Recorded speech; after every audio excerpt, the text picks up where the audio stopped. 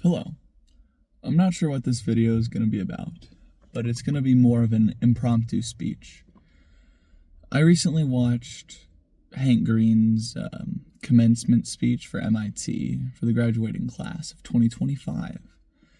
And he talks about how media shapes media.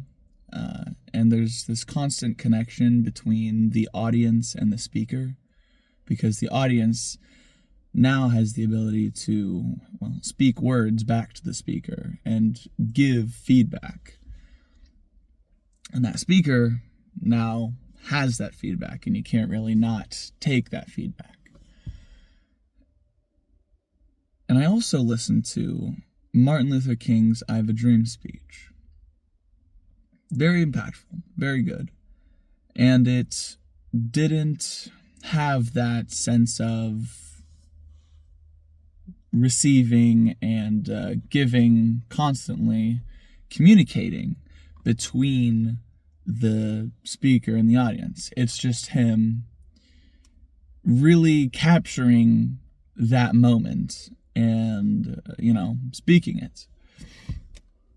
And so there's this essence of him having a sense of authority. And it's much less informal than Hank Green's speech. And I think that's interesting, as I've always been taught that, whenever you're doing something for an audience, there's this sense of formality. But there's now an ever increasing drive for authenticity. And I'm sure Martin Luther King was incredibly authentic in his speech, because he's, speaking on the times. And Hank Green is also speaking on the times.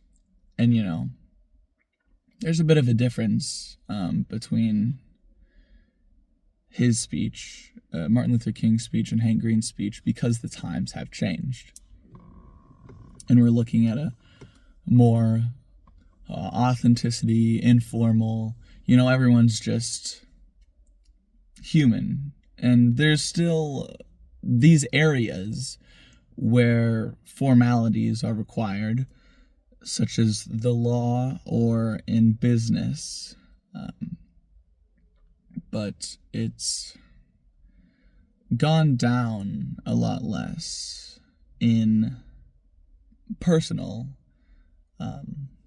communication. And I mean, you're still, hopefully, respectful of your elders, but of course there's always the distaste for the generation before us and the generation after us.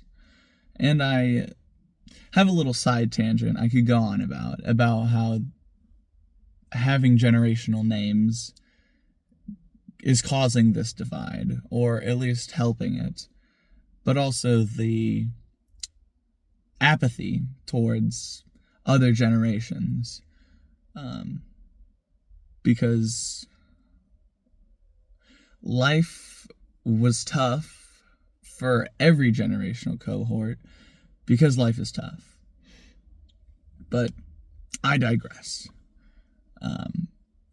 The point that I'm trying to make is these speeches inspired me to want to get my life in order, or I guess do what Hank Green says and be curious and let your ideas into the real world.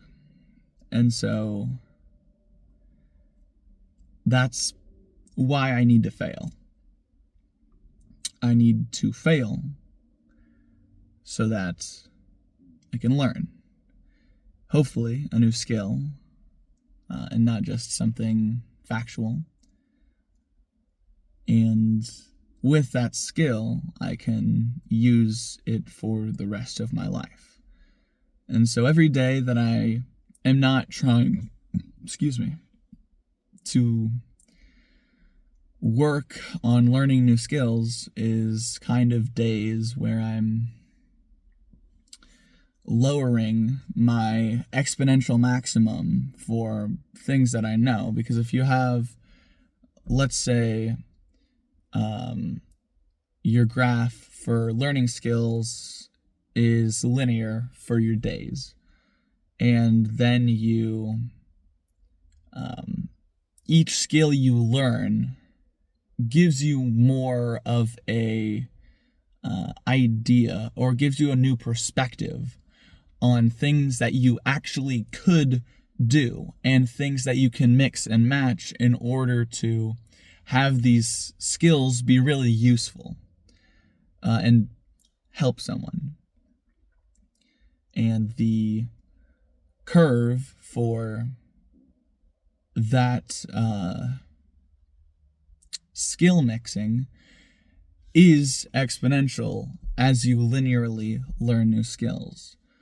And so whenever you are not, focusing on trying to learn something new, or being curious about something, or honestly just finding joy in something that you're doing, then you're lowering your maximum threshold for your exponential graph.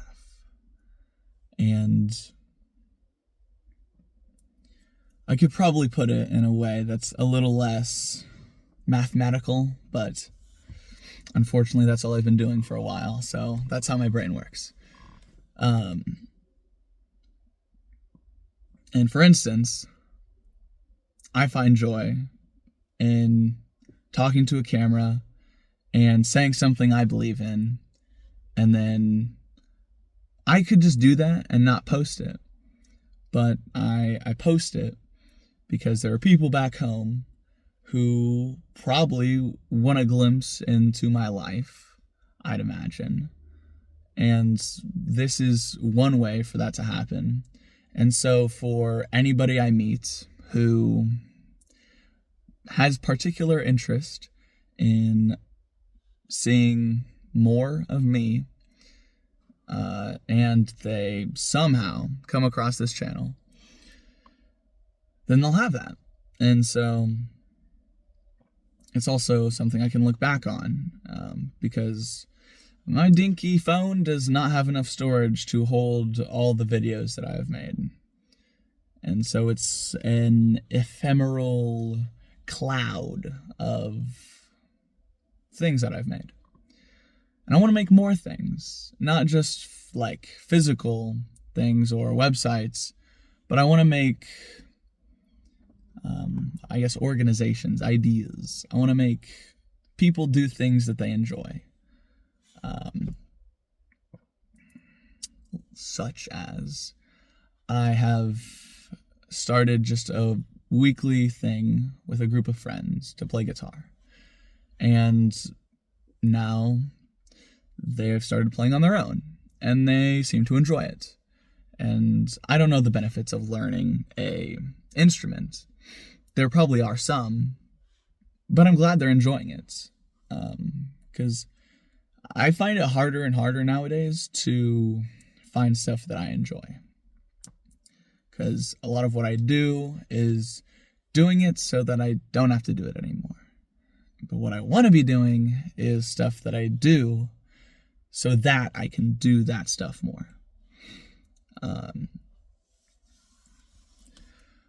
And hopefully I enjoy starting a business, or hopefully I enjoy being a YouTuber, or I enjoy making music or game development or any number of things that I at least have partial interest in. But I haven't applied myself to that much, and I haven't fully, obsessed over trying to make that a reality. I'm keeping my ideas in my head, and I, shouldn't be doing that. And overall, what I'd really like to do is set up a system that allows me, or that makes it very easy, or at least easier, for me to do those things.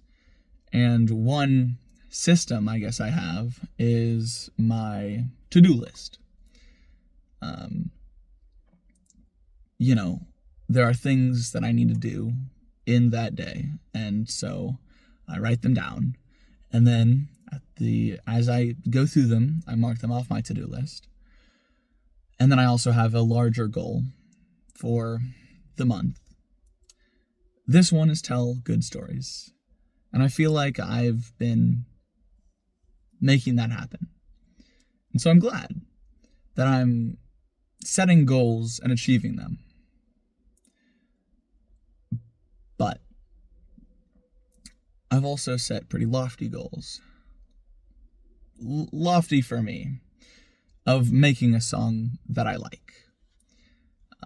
And I am unfortunately quite a picky person. So my music endeavors are slow going, but progressing.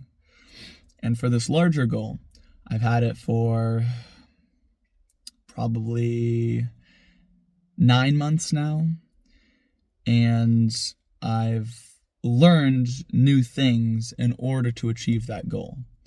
A system for writing lyrics, I'm actually learning chords because that's important for, music, and I have been playing around on a drum set, and so I've acquired a little bit of rhythm. And looking back on all this, that is because I set this goal of making a song. And at the time of setting it, I had very little to work with. I didn't have a drum set. I only had a guitar, and I didn't really know that I needed to learn chords. I didn't have the information that I wanted. And over time, I've acquired new information that makes it easier for me to achieve this goal eventually. And that is through people. Because I talk to people. Because I talked to a certain person, and they said, go talk to this person. They know a lot about chords, or they know a lot about writing lyrics. And through those people, I am getting closer to achieving my goals. And so, as always, it's about the people. And for game development, if I want to do that, I'm sure there are people I could talk to that have some system that they've already built up through whatever they do or whatever they saw that I can use to help achieve my goals and to learn new skills. Because skills are very important for achieving goals. That's why it's kind of like skilled labor. And maximizing the amount of skills I get maximizes the impact that I can have on what I do, on my career, as whatever I become. But as long as I have this drive to make new things and to help people, or at least entertain people, or get people to do things that they enjoy, then I will have more opportunities to do that, because those people that I help have always now been helped by me. And that puts out some good word about me. And that good word is basically free advertising through word of mouth that I can help people. And that aligns greatly with my axiomatic belief of helping people. And so it's like this cycle was meant to be. And I could even go as far to say that help people help people. Anyways, toodles.